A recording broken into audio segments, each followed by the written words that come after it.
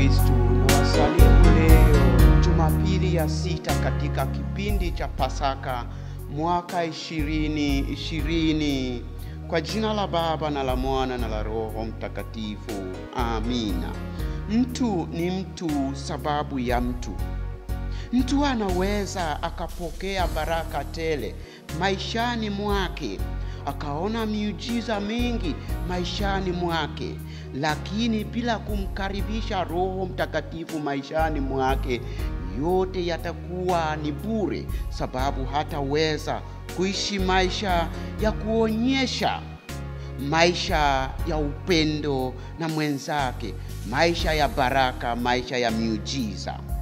Kwa hivyo Yesu alipokuwa akitayarisha wafuasi wake, aliwaahidi ya kwamba hatawaacha bila mtu kuwasaidia.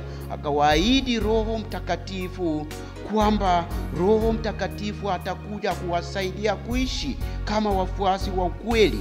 Ndio maana vile mitume waliposikia habari ya watu wa Samaria, waliamua kutuma watu kwao ili watu wa Samaria waweze kupata Roho Mtakatifu na kuweza kuishi maisha ya upole, maisha ya kuheshimiana kwa kila jambo.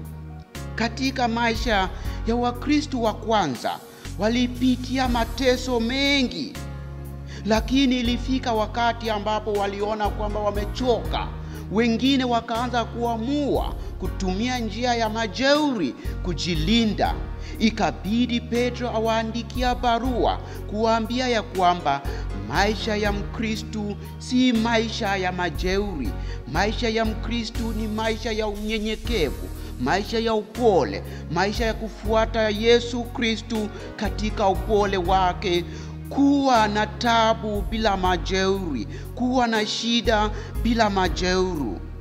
Ndio maana tunapokuwa leo tunafaa kujiuliza, je, ninapoongea na wenzangu naongea kuonyesha ya kwamba naishi maisha kutowaheshimu, kuwaonea, kuangalia kama takataka, sina haja na wao, au naishi maisha ya kuwaheshimu?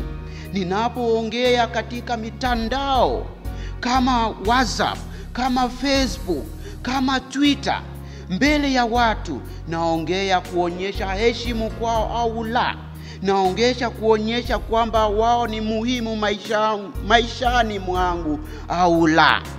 Ndugu zangu, kuna mkubwa wa dini ya Buddha inaitwa Buddhism alivyosema ya kwamba kama kila mmoja wetu angeweza kuangalia maisha yake, aangalie hekima, aangalie elimu yake kulingana na yenye iko duniani, ataona ya kwamba yeye ni mdogo sana katika dunia.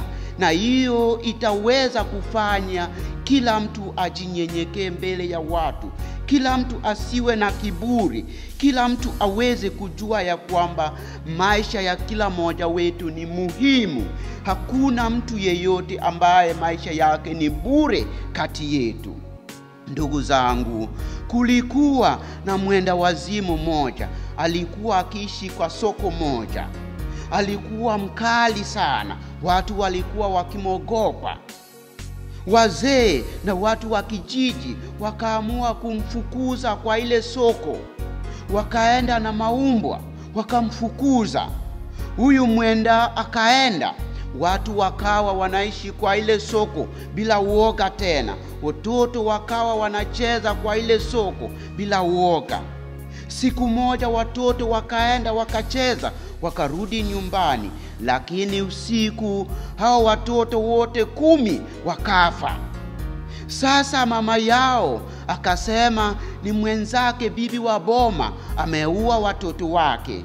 Ndio akapeleka kesi kwa wazee wa kijiji. Wazee wa kijiji wakaangalia, wakasema ya kwamba ni mwenzake bibi wa boma ameua watoto wake. Wakaamua ya kwamba lazima huyu bibi afe. Huyu bibi akalia, akasema mimi sijaua mtu, sijafanya kitu kibaya, sina haja kuua watoto wa bibi mwenzangu. Hawakusikia, wakamuua huyu bibi. Kumbe ile siku ambayo hawa watoto walikuwa wanacheza sokoni, walipata katika takataka dawa ya kuua panya. Hawa watoto wakalamba yote, ndio wakaja wote wakafa usiku. Ndugu zangu, wakati tunaishi maisha ya kutoheshimiana, tunaishi maisha ya kutokuwa na upendo, tunaishi maisha ya kuangalia wengine kama takataka, tunaishi maisha ya kuona kwamba hatuna haja ya wengine, matokeo yake yanakuwa mabaya. Ndugu zangu, kuna msemo kwamba wasio na akili wasipoenda kwa soko, vitu vibaya havitanunuliwa. Hata waenda wako na heshima mbele ya Mungu. Kila mmoja wetu ako na heshima mbele ya Mungu. Tuishi maisha ya kujua ya kwamba mtu ni mtu sababu ya mtu. Tuombe leo Mungu Mwenyezi atusaidie na roho ya kuweza kuheshimiana, kuishi na upole. Ndugu zangu, Mungu awabariki, Baba na Mwana na Roho Mtakatifu. Amin.